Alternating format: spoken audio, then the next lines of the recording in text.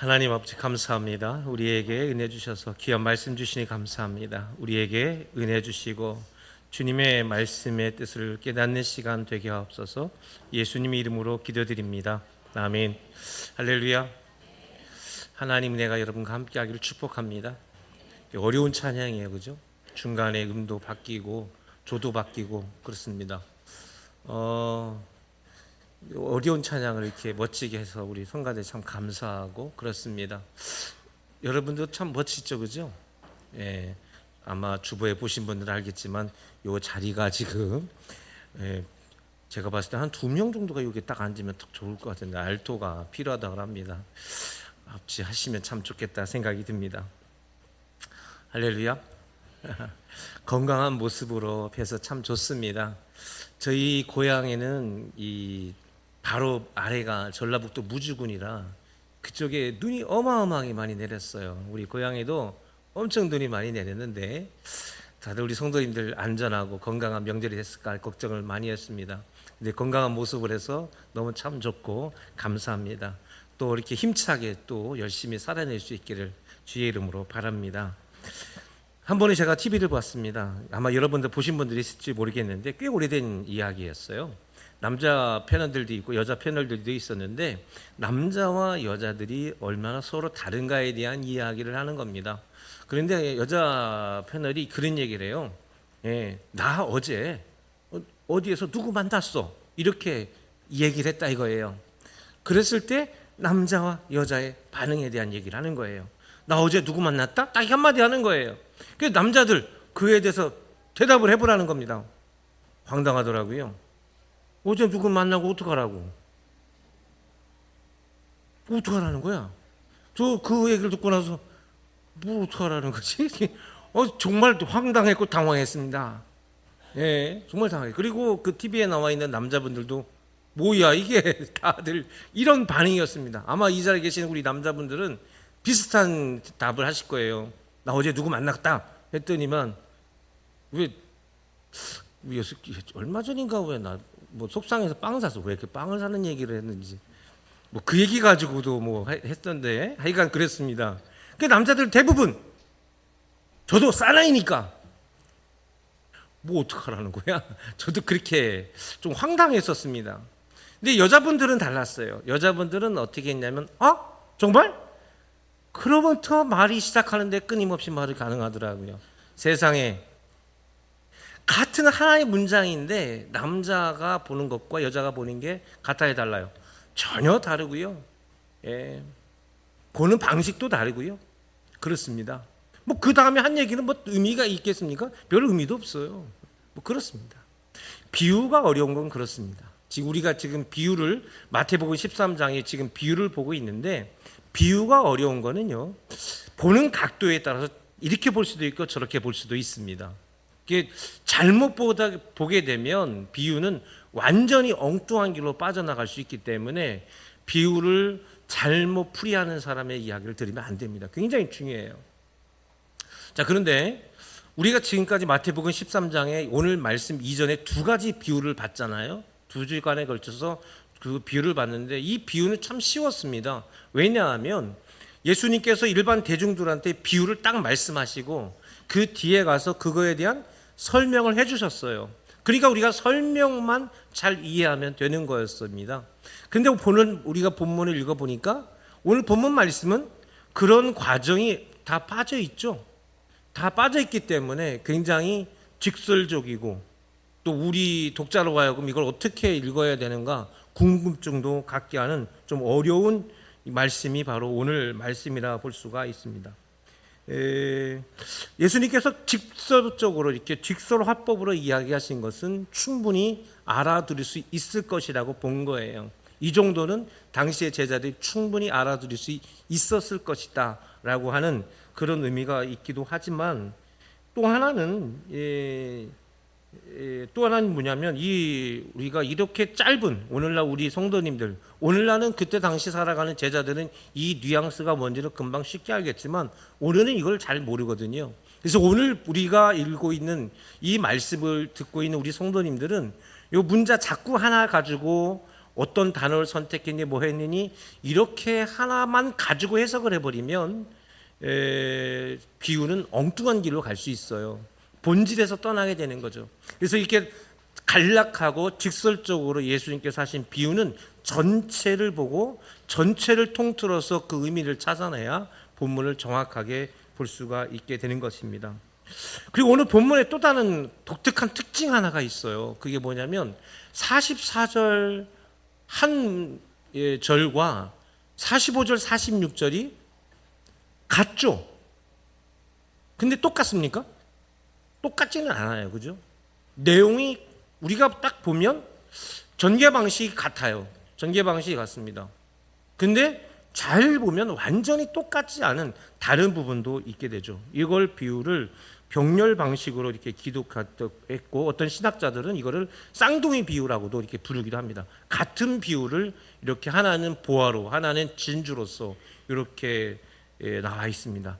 왜냐하면 사실은 이 예수님 지역, 이 갈릴리 지역 때는 이 뿐만 아니라 위에 수로보니게 지방뿐만 아니라 이런 그 진주나 뭐 이런 것을 가지고 장사를 하는 사람들이 꽤 많았기 때문에 이런 비유가 그때 당시 사람들은 충분히 이해가 될 수 있었던 것이죠. 우리 문화니까 그들 문화였기 때문에 이해하기는 쉬웠지만 사실 내용을 잘 보면 또 그렇지도 않다라는 것을 볼 수가 있습니다.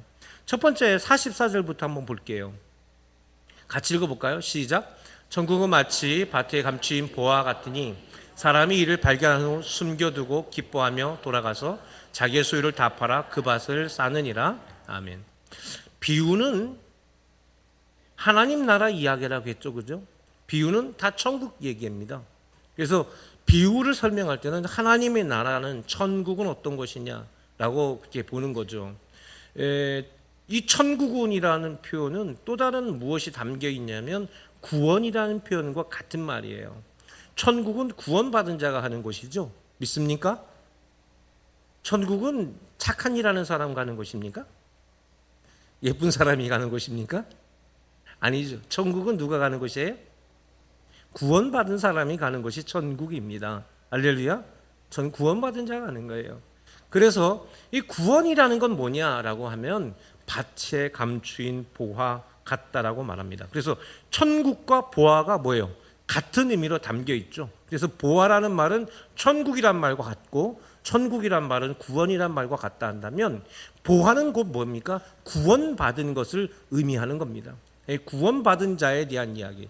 그래서 44절과 45절 말씀, 6절까지 말씀을 쭉 보면 앞에 이 비유를 이야기하고 그 다음에 설명한 것이 일반 대중들에게 이야기했고 설명은 제자들에게 했던가 한다면 이 말씀 자체는 오늘 예수님의 제자들 전체들에게 구원받았다고 믿는 믿음의 사람들에게 주신 메시지예요.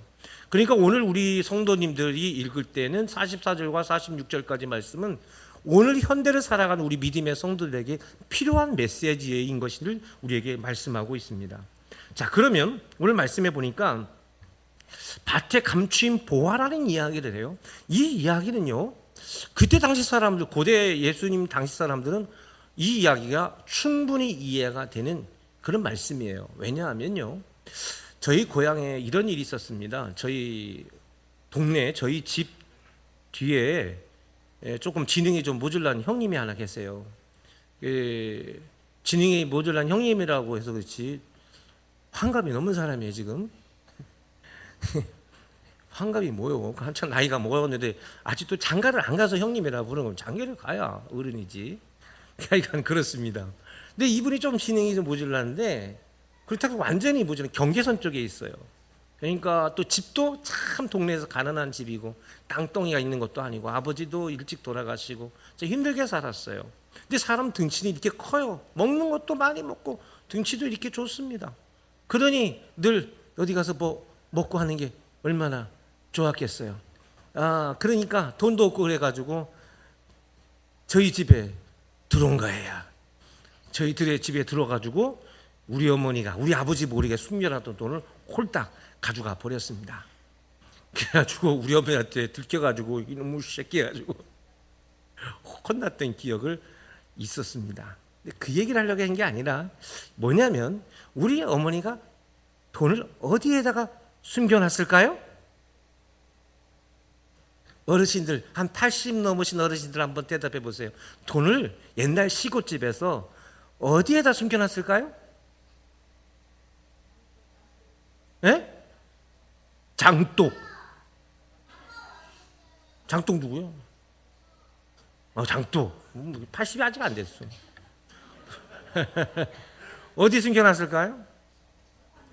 예? 예? 장판 밑에. 아직 80이 안 됐다니까요. 우리 어머니는 이불 속에다 넣어놨어요. 이불 속에다가.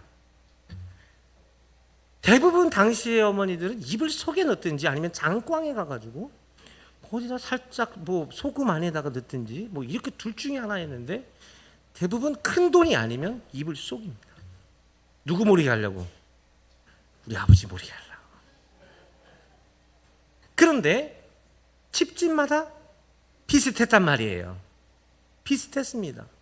그러니까 누구든지 돈 훔치기가 쉬웠을까요? 어려웠을까요? 쉽지. 왜? 집집마다 그렇게 했으니까. 밭에 감추인 봉화라는 말은 그렇게 쉬운 이야기예요. 왜냐하면 고대 사람들이 난리가 많이 났고 도적들이 많았습니다. 그러니까 국가적인 전쟁도 있었지만 동네끼리도 싸움이 있었고요. 그렇게 싸움이 나면 남의 집에 와서 가져가면 끝입니다. 지금은 통장이 있어서 저축할 수 있지만 그때 당시는 다 현물이잖아요. 현물이기 때문에 특히 돈이 좀 있는 사람들, 즉 집에 뭔가 가질 수 있는 사람들은 예수님이나 예수님의 제자들은 그런 형편이 되는 사람은 없어요. 예수님 부자 아니었고요. 찌질이 가난한 집의 아들이었다고 말씀드렸죠. 근데 일반적으로 돈이 있는 사람들은 현물을 가지고 있었는데 이 사람들은 늘 누군가의 타겟가 되는 겁니다. 즉 남이 와서 동네에 갑자기 다른 부적이 와서 훔쳐갈 수도 있지만 그 난리통에 자기 동네 사람들이 훔쳐갈 수도 있는 거예요. 그래서 이 부자들은 돈 있는 사람들은 무슨 일만 있으면 아니면 밤이나 무슨 일이 없을 때라도 어떻게 해서든지 이 자기 재산을 은닉해야 되는 것이 제일 중요했습니다. 어디다가 숨겼느냐? 가장 대표적으로 자기가 가지고 있는 땅 속에다 묻는 게 일반적인 일이었어요. 그래서 밭에 감추인 보화라는 말은 이때 당시 사람들은 다 알고 있었고 그거를 찾는 사람은 뭐예요? 찾는 사람이 임자인 거예요. 그러니까 예수님뿐만 아니라 예수님 제자들이나 그때 당시 사람들, 가난한 사람들은 어디 땅에서 보화 못 찾나? 어디 땅에서 그런 거 한번 못 찾아내나? 그런 생각이 있을까요? 없을까요? 다 있단 말이에요. 남자들이라면 그런 생각들이 다 있었던 겁니다. 그러니까 이 말씀은 그렇게 어려운 말씀이 아니었고 당시 사람들에게 있어서 가장 뭐예요? 가장 안전한 보관 방법은 땅 속에 숨기는 것이었습니다. 이게 여자분들은 뭐 올리브유나 포도주 같은 것들을 잘 보관해서 재산을 만들겠지만 남자들은 이렇게 물물들을 땅 속에 묻어 놓았다는 얘기입니다. 그러니까 오늘 본문의 말씀은 누군가 어떤 특정한 상황 때문에 그것을 대비해서 땅에 이 보물을 묻어놨다라는 얘기가 본문의 배경이 될 수가 있습니다. 근데 문제는 뭐냐면 이 보물을, 이 보화를 땅에 숨긴 사람이 자기만 알고 어떻게 된 거예요? 죽은 거예요.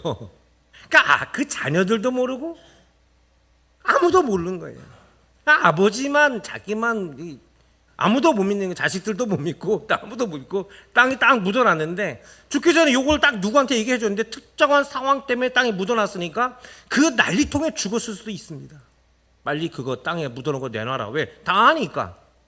내놔라니까. 없다 버티다가 죽은 거예요. 그러니까 이 보물은 누군 것이 된 겁니까? 아무에게 것도 아니게 된 것입니다.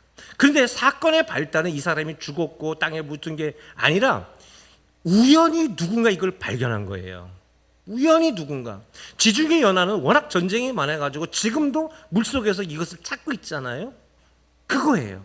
자, 오늘 본문에서 우리가 이 비유를 보면 우리가 헛갈리면 안 되는 게 뭐냐면, 누군가 땅속에 묻어놓은 이 정황을 가지고 재밌잖아요. 요거에 빠져버리면 비유를 놓치는 겁니다. 우연히 발견한 것, 바로 그 이야기가 오늘 이야기의 중심 메시지입니다. 누군가 우연히 이 보화를 발견했다는 것이 중요합니다. 왜냐하면 우연히 보화를 발견한 것다는 이 말 자체가 구원에 대해서 가장 명확하게 알려주는 말씀이 없습니다. 구원이 뭐냐라고 말한다면 우연입니다. 우연. 구원을 가장 정확하게 설명시킬 수 있는 말이 뭐냐? 우연한 발견이 구원인 거예요. 할렐루야.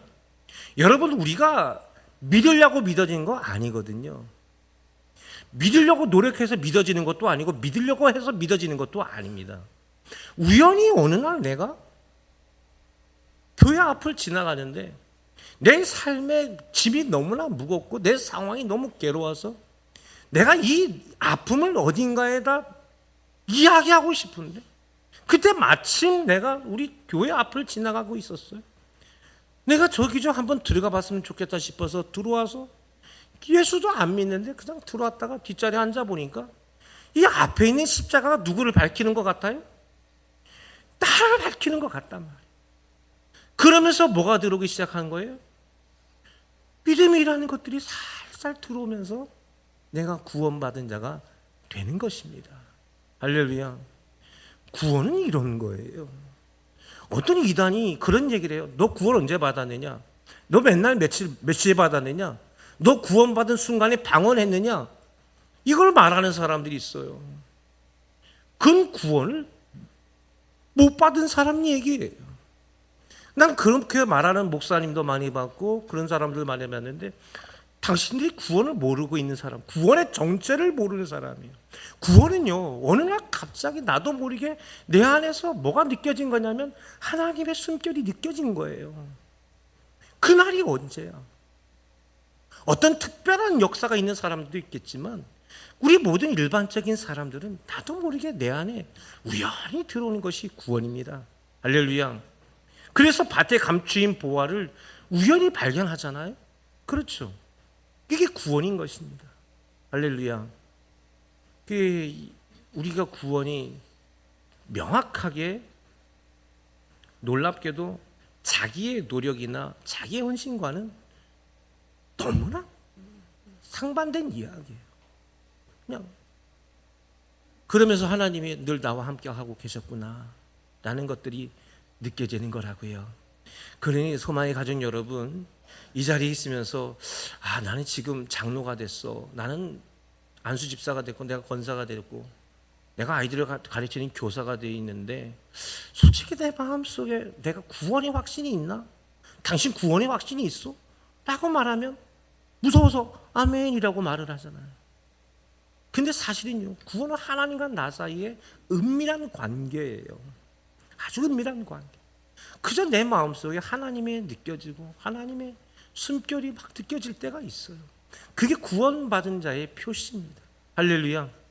그 하나님과 늘 그냥 이렇게 살아가는 거예요. 구원이란 뭐다? 이렇게 우연히 만나서 그렇게 살아가는 것이 바로 뭐다? 구원이라는 것을 여러분 믿으시기를 주님의 이름으로 바랍니다. 자, 이제 이 발견한 사람이 어떻게 했는가 봅시다. 발견한 후에 기뻐하며 돌아가서 자기의 소유를 다 팔아서 그 밭을 샀다라고 되어 있습니다. 기쁨으로 가득하죠. 기쁨이라는 말은 헬라어로 카라라고 되어 있죠. 아주 좋은 말씀입니다.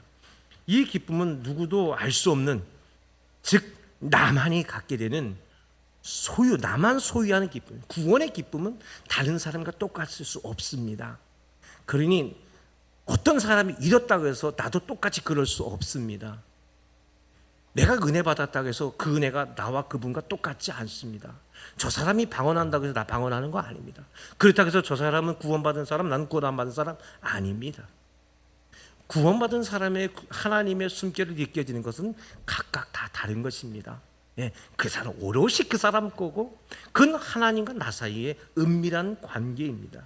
그러면 이 사람이 보았을 때, 자, 그런데 우리가 한번 딱 비교를 해보면 자기의 소유를 다 팔았다고 했어요. 그러면 이 밭과 이 자기가 가지고 있는 소유와 무엇이 더 가치가 있어 보인 겁니까? 자기 소유하고 밭하고 뭐가 더 값진 것이었어요? 그 밭이 더 값진 거였죠. 그래서 자기가 가지고 있는 모든 소유를 다 팔아버린 거죠. 자기가 가진 모든 소유를 다 팔아서 그 밭을 사게 된 것입니다. 자, 우리가 이제부터 세 가지 중요한 질문 하나 하게 될 텐데요. 첫 번째 질문이 이겁니다. 이 사람이 자기 소유를 다 팔아서 이 밭을 산 것은 밭 때문입니까? 보화 때문입니까? 보화 때문이죠. 그렇죠. 우리가 주님 전에 나와서 예배드리고 교회에 나와서 직분을 받고 예배도 이렇게 드리고 성가대를 쓰고 또 예물도 드리고 헌신하는 것은 교회 때문이에요? 목사 때문이에요? 구원 때문이에요? 이런 건 대답 잘하더라고. 목사 때문이라는 사람은 한 명도 없어 보면. 목사 때문이에요? 구원 때문이에요? 교회 때문이에요? 천국 때문이에요? 이런 건 답 잘한다니까. 나는 한 사람이 실수로 목사님 때문이에요 라고 하는 사람은 하나도 없어. 근데 너무 감사해. 왜? 명확하게 알고 있기 때문이죠. 그렇죠. 밭 때문이에요? 보화 때문이에요? 보화 때문이죠. 우리가 주님 전에 나와 예배하고 우리가 헌신하고 믿음으로 살아가는 것은 교회 때문도 아니고 목사 때문도 아니고 친구 때문도 아니고 뭐 때문입니까? 보화 때문이에요. 보화 때문에. 구원 때문이고 천국 때문이다. 할렐루야. 이게 분명한 이야기입니다. 자, 두 번째 질문입니다. 보화의 소유권이 헌신과 수고를 통해서 얻어진 겁니까? 아니면 당연히 얻어진 겁니까? 그 밭을 산 그것 때문에 자연히 뭐가 된 거예요? 내 소유가 된 거죠. 당연히 내 소유죠, 이제는. 바로 그렇습니다. 예수를 믿고 나니까 구원은 뭐 어떻게 된 거예요? 당연히 내게 된 거예요. 당연히. 내가 어떻게 노력을 하거나 내가 어떻게 수고를 해서 구원을 받아진 게 전혀 아니다라는 이야기입니다. 내가 밭의 주인이 됐기 때문에 믿음을 소유했기 때문에 그렇죠? 구원받은 거예요. 믿음을 소유. 여러분 부처님을 믿는 믿음을 소유했으면 구원받을까요? 그건 아니잖아요. 그죠? 이 보화를 간직한 그 밭을 샀기 때문에 당연히 내 구원이 된 것입니다. 이 관계는 오늘날 우리 현대인들 특히 예수님을 따랐던 제자들에게도 예수님이 제자들에게 이것을 꼭 가르쳐 주고 싶었던 것이고 오늘 우리들에게도 참 중요한 메시지입니다. 왜냐하면 내가 구원의 기쁨을 갖는 순간 우리에게 놀라운 역사들이 일어나게 돼요. 구원은 우연한 하나님의 은혜로 내 안에 들어와요. 그런데 그 순간 마귀도 똑같이 내 안에서 역사하기 시작합니다. 내가 예수를 믿고 나서 구원받은 은혜가 내 안에 들어오게 되면 우리의 마음속에 기쁨이 가득하니까 자기 소유를 팔듯 내 삶을 주님께로 열심히 헌신하고 봉사하고 섬기는 일들을 하게 됩니다. 그래서 내가 주님 안에서 헌신하고 봉사하는 일이 너무 기쁘고 감사합니다. 그래서 내가 참 수고했구나, 참 기쁘다 그런 생각이 듭니다. 뿐만 아니라 다른 사람들도 인정해줘요. 너 참 수고하는구나, 너 참 잘한다. 야, 너 때문에 우리 교회가 얼마나 은혜스러운지 모르겠다. 우리 교회도 그런 성도님들 참 많습니다. 예, 너무 감사하고 고맙습니다. 이런 생각이 들죠. 그리고 자기 스스로도 그렇게 생각이 들어요. 나도 참 열심히 했다라는 생각이 들고 또 주변에서도 그렇게 말합니다. 그런데 그 생각 속에서 슬며시 마귀가 수저 하나를 얹어놓은 것이 바로 그게 뭐다? 참 수고하고 있다라는 공로주의입니다. 내가 구원의 은혜를 받고 난 그 기쁨과 함께 마귀는 내 마음속에 나도 모르게 뭘 살짝 얹어놓냐면 공로주의를 슬쩍 내 안에 넣어놓습니다. 즉 내가 의도한 것도 아니고 누가 의도한 것도 아닙니다. 내가 그렇게 생각한 것도 아닙니다. 마귀가 구원의 기쁨과 함께 살짝 숨겨놓은 게 뭐냐면 공로주의를 숨겨놓는 겁니다. 열심히 했다, 수고했다, 헌신했다. 그래서 나도 모르게 내가 이렇게 은혜 받은 게 나의 헌신과 나의 노력과 나의 수고 때문일 거라고 생각하는 그런 나도 모르는 착각에 빠지는 것뿐만 아니라 사람들도 그렇게 말합니다. 우리 교회 당신 아니면 안 돼. 야, 저 사람 없으면 우리 교회는 안 돼. 이런 생각에 자꾸만 나도 모르게 빠지게 되는 것입니다. 그게 바로 공로주의라 부른 겁니다. 밭 때문에 밭을 산 것이 아니라 보화 때문에 밭을 산 겁니다. 보화의 소유권을 얻은 것은 수고와 헌신 때문이 아니라 당연한 결과였습니다. 내가 주의 일을 하고 섬기는 것은 내가 받은 구원의 은혜 때문입니다. 믿습니까? 맞습니까? 그렇습니다. 분명히 그건데 구원은 나의 수고와 나의 헌신이 아니라 예수 그리스도의 수고와 헌신 때문이었습니다. 할렐루야. 그건 분명한 예수 그리스도입니다. 그런데 마귀는 공로주의를 내 마음속에 슬쩍 던져넣습니다. 그건 나도 모르게 뭐예요? 구원의 은혜가 아니라 섬김과 봉사와 헌신 때문에 다가오는 기쁨으로 구원의 기쁨을 상쇄시켜버리기 시작하는 거예요. 구원의 기쁨 때문에 내가 믿음 생활하는데 내가 헌신하고 또 봉사하고 섬기는 그 기쁨, 윤리적인 도덕적인 기쁨이 구원의 기쁨보다 더 커지기 시작하는 거예요. 그래서 더 열심히 봉사하고 더 열심히 섬기기도 합니다. 그 사람들이 막 칭찬해줘요. 이야, 저 사람 정말 감사하다. 이렇게 말하기 시작합니다. 그래서 나도 모르게 내 안에서 뭐가 들어오기 시작하냐면 헌신하는 것이 당연한 건데도 불구하고 내가 원래 재능이 있는 사람이야. 내가 원래 이런 걸 잘하는 사람이야. 근데 내가 이걸 잘했기 때문에 교회가 이렇게 잘 돌아가는 거야 라고 나도 모르게 무의식이 내 안에 사로잡게 되는 것입니다. 그래서 이 공로주의는 나중에 나도 모르게 어떤 무의식으로 만들어지기 시작하냐면 보상심리가 만들어지기 시작하는 겁니다. 내가 이렇게 한 거 알지? 누군가 알아주길 바라고 누군가 나를 얘기해 주길 바라고. 지금 누구 얘기하는 거냐? 누구 얘기하는 것 같아요? 제 얘기하는 거예요. 나도 그래요. 나도. 목사인 저도 그래요. 다른 사람 얘기 아닙니다. 제가 이걸 준비하면서 이건 정확하게 제 얘기입니다. 저도 마찬가지예요.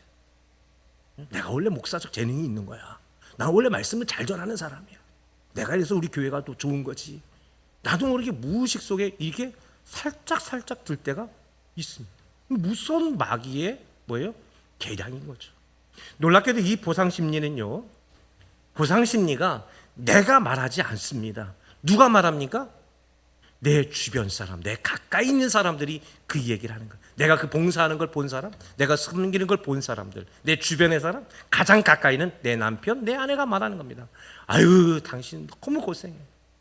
당신 아니면 우리 교회가 어떻게 될까? 아유, 우리 남편 때문에, 아유, 우리 아내 때문에, 아유, 자기만, 저 사람들 왜 안 도와주는지 몰라. 나도 모르게 이런 생각들이 생각을 한 게 아니라 내 주변에서 이렇게 왜 그래, 열심히 봉사했는데, 그러면서도 뭐예요? 이게 보상심리라는 것을 우리는 놓치는 거예요.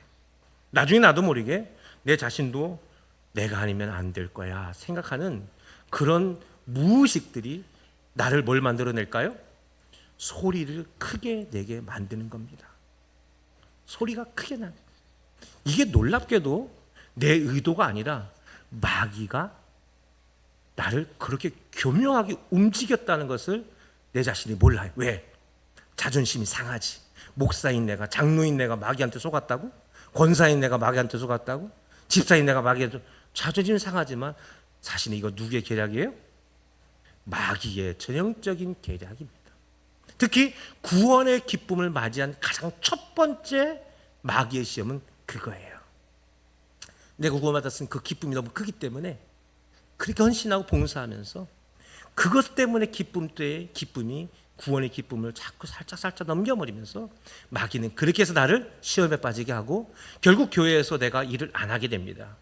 왜 나만 하냐? 나 힘들어서 못하겠어요. 목사님 이제 그러니까 다른 사람 시키세요. 그래서 다른 사람 도저히 못한다니까 어떻게 해요? 다른 분 지금 부탁해서 그의 일을 맡게 버리면 어떻게 됩니까?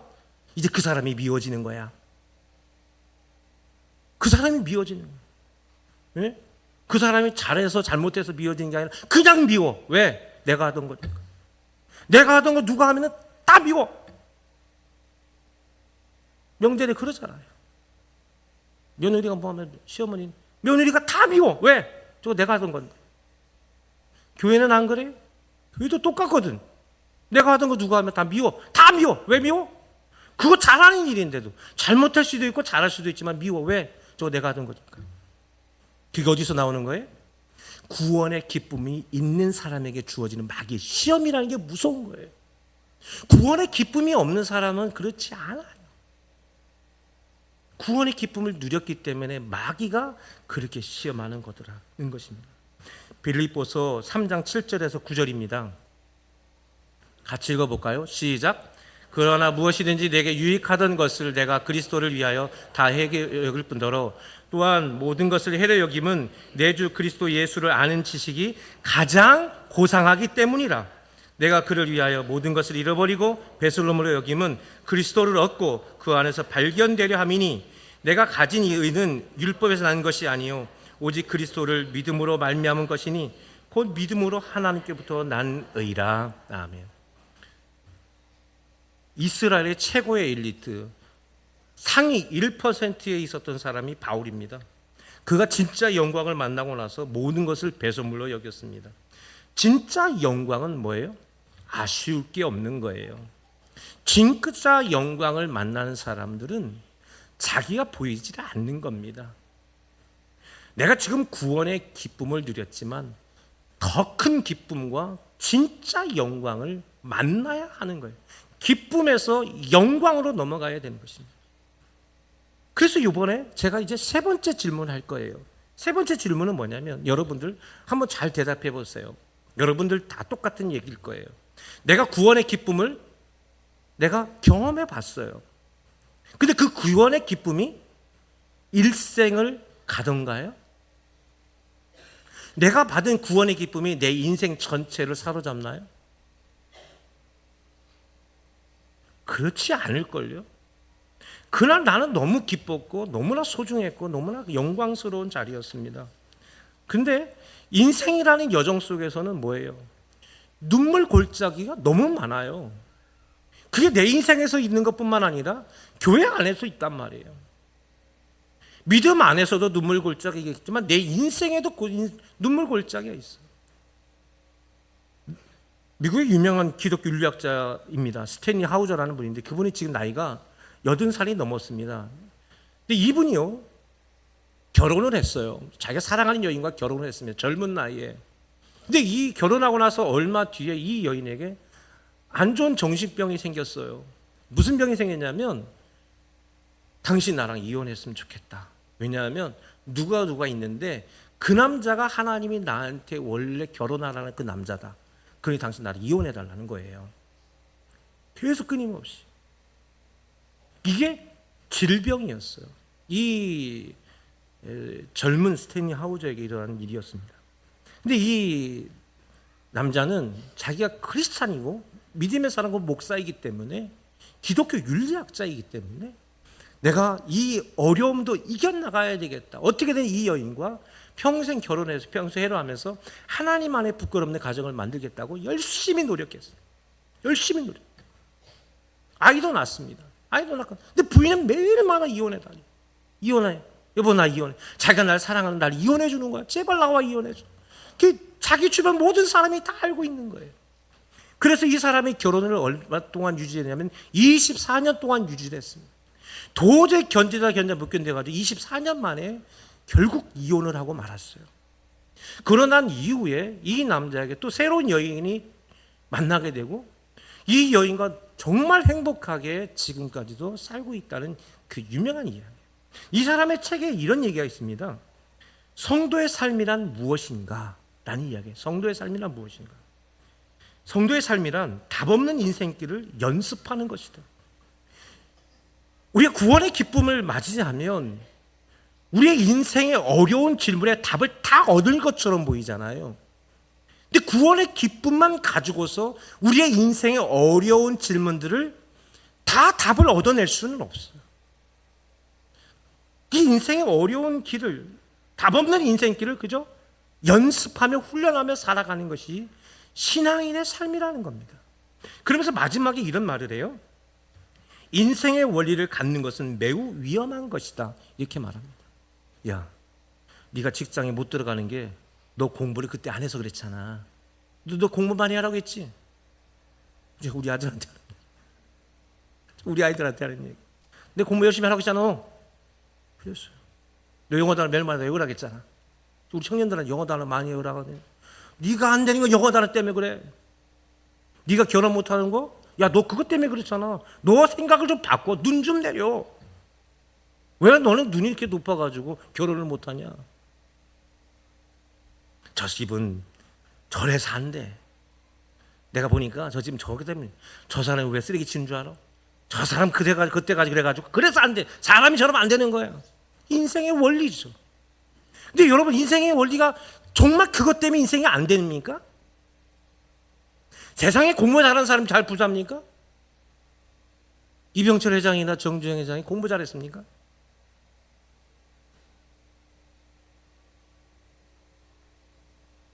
공부 못한 사람 중에 세상에 엄청난 실패를 그렇게 많이 한 사람이 아인슈타인이라고 할까? 아닙니까?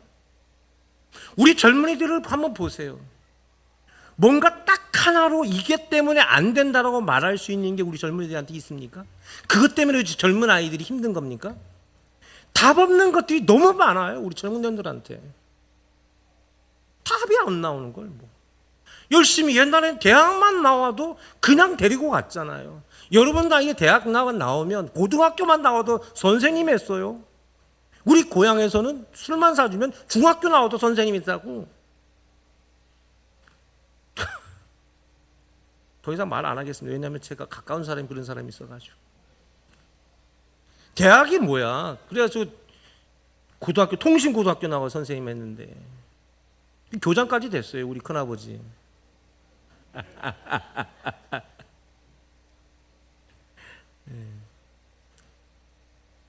근데 우리 젊은이들 보세요.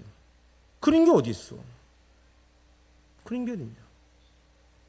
차라리 어디 가서 술 한잔 사주고 취업만 될 수 있으면 참 좋겠다. 그런 게 현실 아닙니까?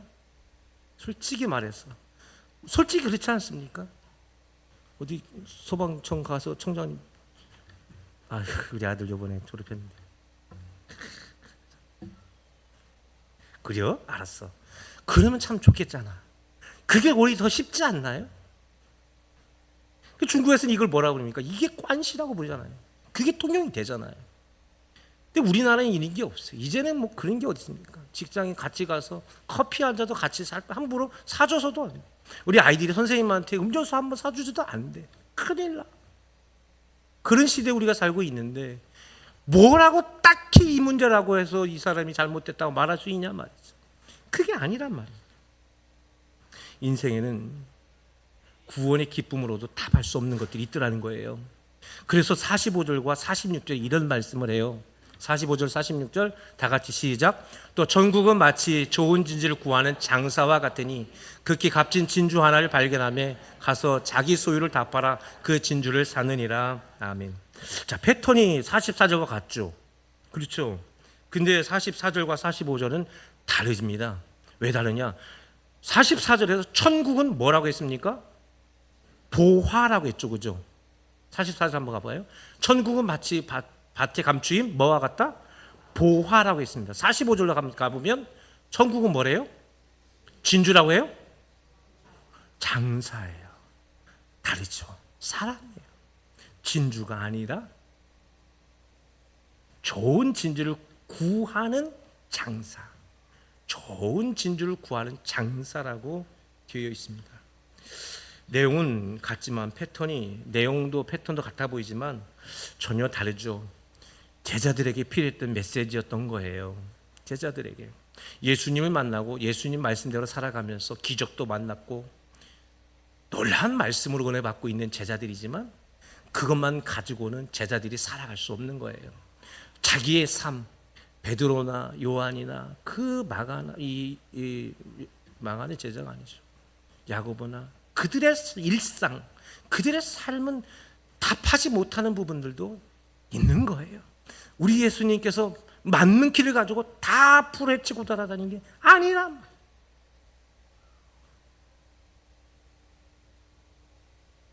45절에서 46절 말씀의 이야기는 구원의 기쁨이 일생을 가지는 것이 아니라는 걸 분명히 예수님이 말씀하고 있어요. 눈물 나고 굴곡지고 무거운 짐이 되겠지만 오히려 구원받지 않은 인생이 더 쉽지 않을까라는 생각 들 때가 있죠. 내가 왜 목사가 되었나? 그냥 평신도로 있었으면 좋겠다 싶을 때가 어쩌다 한 번 나는 게 아니라 강단에 설 때마다 있습니다. 강단에서 말씀을 전하는 건 얼마나 무거운 짐인지 모릅니다. 이 말씀이 여러분들의 생명과 저들의 삶에 얼마나 영향을 끼칠까에 대한 걱정도 많지만 혹시 이것 때문에 상처받는 사람은 얼마나 될까? 늘 마음에 노심초사해요. 토요일마다 악몽을 꾼다니까요. 깊은 잠을 자본 적이 없어요. 얼마나 무거운지 모릅니다. 난 예수 믿을 거 이렇게 예수 믿는 거라고 상상도 못했습니다. 나 예수 믿고 구원받은 자리가 얼마나 은혜로웠는지 감동과 감격에 있었습니다. 목사 안수 받는 자리가 얼마나 놀라웠는지 모릅니다. 그때서부터 이런 어려움이 있을 줄은 꿈에도 몰랐습니다. 이럴 줄 알았으면 목사 안 했습니다. 잠을 못 자는데요. 설교 전에 제가 밥을 못 먹는 거 아시죠? 밥도 못 먹고 잠도 못 자요. 이게 얼마나 무거운지 모릅니다. 욥기에서 나오미는 자기 이름이 나옴이라는 이름이 기쁨이라는 이름이잖아요. 근데 얼마나 자기가 다 망하고 나서 뭐라고 하면 나오미를 말하라, 나 쓰다라고 말하지 않습니까? 우리의 인생은 의도대로 되지 않습니다. 생각대로 되지도 않습니다. 그렇기 때문에 예수님은 우리에게 뭐랍니까? 오늘 너에게 필요한 은혜를 구하라는 것입니다. 마치 좋은 진주를 구하는 장사 같은데 극히 값진 진주 하나를 발견한 거예요. 그래서 가서 자기 소유를 다 팔아서 그 진주를 사느니라라고 되어 있습니다. 사느니라. 우리는 오늘도 오늘 삶을 살아내는 거예요. 그래서 오늘 필요한 하나님의 은혜를 발견하고자 오늘 하나님 나에게 또 다른 은혜를 주시고 내가 하나님의 백성이요 예수 그리스도의 구원의 은혜를 받은 그 구원의 기쁨을 받은 자로서 오늘 나에게 은혜를 주시고 오늘 또 다른 나의 삶의 자리에서 하나님의 은혜로 살아내는 은혜를 내게 주시옵소서. 그래서 오늘 이야기 44절과 46절까지 보면 발견하다는 말이 두 번이나 나와요. 그러니 우리 구원받은 자에게 가장 중요한 것은 또 다른 하나님의 은혜를 발견하는 인생인 줄로 믿습니다. 여러분, 내가 받은 그 은혜가 아니라 오늘 또 다른 받을 은혜를 발견하기 위해서 열심히 살아. 힘들어도 또 열심히 포기하지 않고 더 열심히 한번 달려가 보고 안 됐으면 아직 안 됐으니 다시 한번 해보자. 안 되면 그냥 포기하고 또 다른 거 한번 해보고 그러는 거예요. 또 발견하고 또 발견하고 또 발견하고. 그게 뭐예요? 구원받은 자들의 인생. 그 속에 뭐예요? 하나님의 은혜가 그 속에 값진 진주들은 뭐예요? 구원받은 자의 참된 인생 아니겠습니까? 여러분 삶에 그 은혜가 있을 거예요. 포기하지 않고 주님 다시 한번 또 달려가 보겠습니다. 주님 내가 다시 한번 해보겠습니다. 하나님 내가 이거 안 됐는데 다른 걸로 한번 바뀌어볼게요. 힘주세요. 해보겠습니다. 저는 우리 소마의 가족들이 그 믿음으로 살아낼 수 있기를 주의 이름으로 바랍니다. 아버지 하나님, 우리는 오늘의 은혜가 필요합니다. 예수 그리스도를 믿는 구원의